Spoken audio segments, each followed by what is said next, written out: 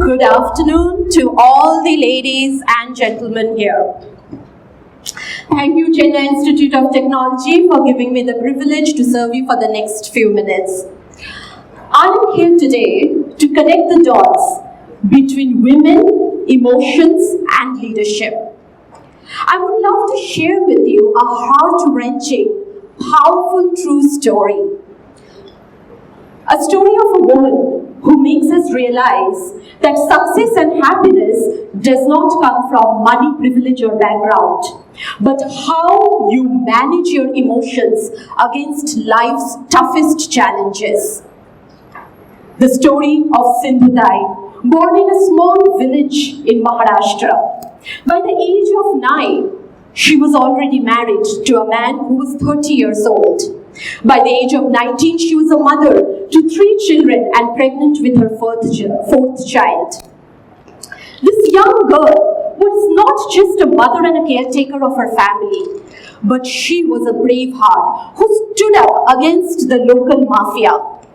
The mafia leader, in rage and revenge, poisoned her husband's mind and said, "You are such a fool. Your wife is cheating on you. The child she's carrying is not even your child."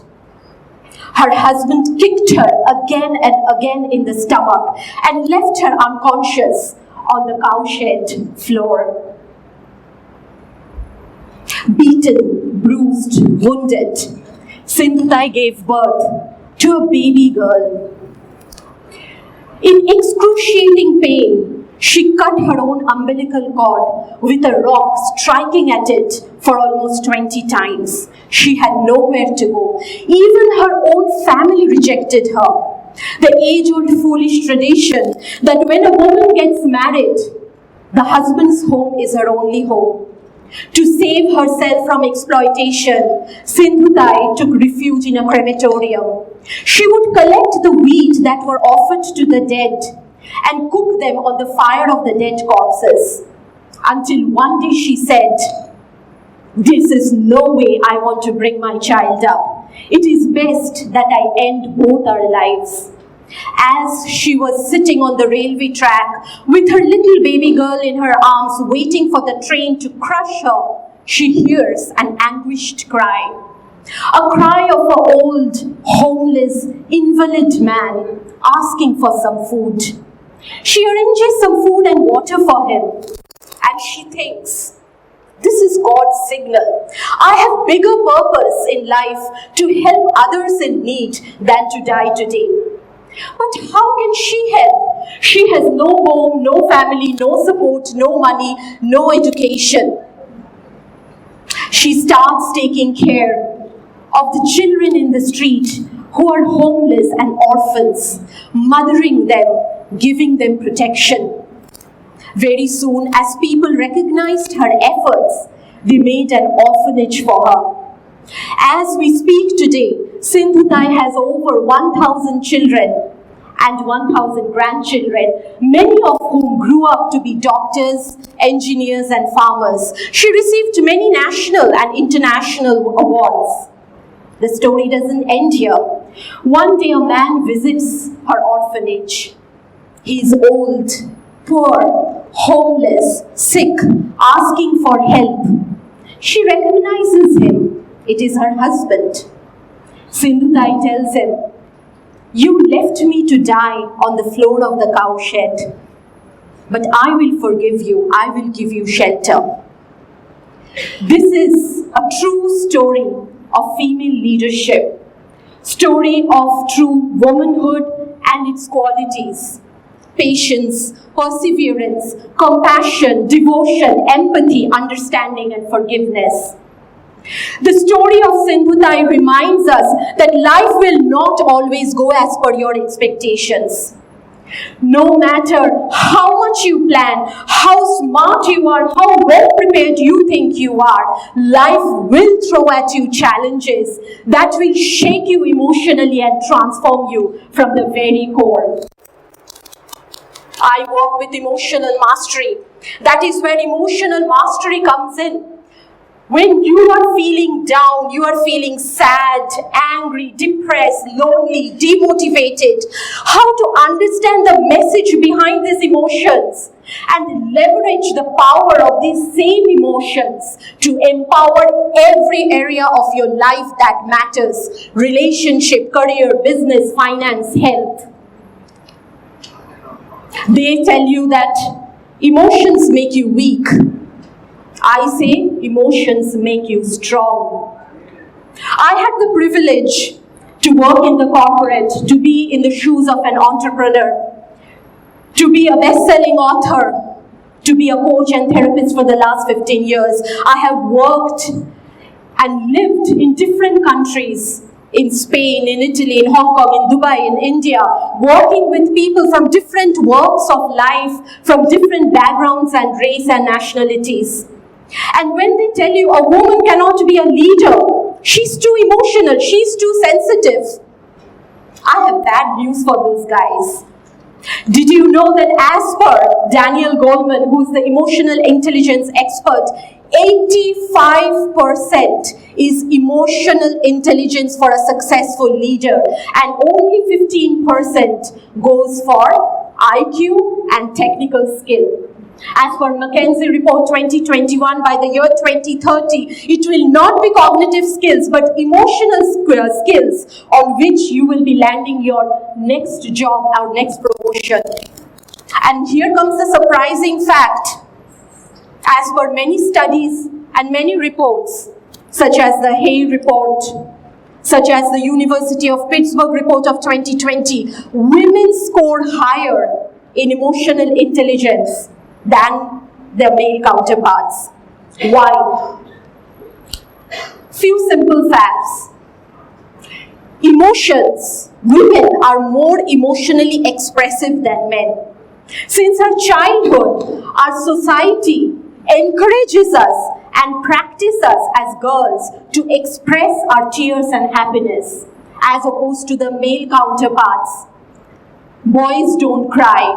Be a man, be strong. Women are great communicators, and they are great at relationship building. Why? Since we are children, we are given dolls to play with. As we are playing with dolls, these actions subconsciously instills in us the skill of relationship building. Women score higher in empathy. Let's face it, the brain process of a man and a woman is different. Empathy relates to the region of the brain which is called insula. And it has been seen that when we empathize with someone, our brain mimics those feelings. And for women, the feelings stay in the insular region for a longer time. For men, they feel the emotions, and very soon the signals go in different parts of the brain. Also, the higher level of oxytocin in women gives them a higher score of empathy. Women have higher resilience and higher threshold of pain. It has been seen in a study which is spanning 250 years of history of periods that are of famine and pandemics and crisis, that women outlive men. And finally, but not lastly, women make better leaders in times of crisis. Women lead with influence rather than authority. In the recent pandemic, we have seen in countries that have most efficiently managed the coronavirus, which is Denmark, Finland, Sweden, Iceland, New Zealand, they were all led by women leaders. This is high time for us, for the women to step up in leadership positions. Even, let's go back, even when we look at mythology, it is all the women who are the leaders there. Ministry of Wealth belongs to Goddess Lakshmi. Ministry of Education belongs to Goddess Saraswati. Ministry of Defense belongs to Goddess Durga. In the Vedic times in ancient India, we have heard of great women sages such as Gargi, Maitreyi, Lopamudra. They had as much knowledge in Vedas and Upanishads as the men, and they would participate in social debates. We have seen magnificent women warriors in history. But as this country was invaded again and again, it was the wives and the daughters who were attacked, and hence they were kept indoors for safety and protection until it became a standard practice. But now, finally, for us, men and women, it is time to change that narrative. Why? Because Nari Samajasya Kushal Vastukara. A woman is a skilled architect of the society. If you take any unit, whether it is a family, an organization, a society, or a nation, it is led by its beliefs, values, and culture. And it is a woman who instills that culture, those values, those beliefs in the youngsters of today to gift the world of tomorrow the next Kalpana Chawla, the next Geeta Gopinath, the next Mary Kom. So today I would invite you all to look within yourself and be brutally honest with yourself. How comfortable are you with your feminine energies? Are you aligned with your emotions? Which is that one emotion that you would like to instill in yourself that you believe will take you into self-leadership? Is it the passion of fire? Is it the adaptability and flexibility of water? Is it the solid strength and stability of earth? Or is it the innovation of air? Which element are you? I cover all of this during my workshops, and I've written a lot about this in my book as well. And which is that one emotion that you need to leave behind to be the leader who you want to be for tomorrow? Thank you for your patience, warmth, and your love. Thank you.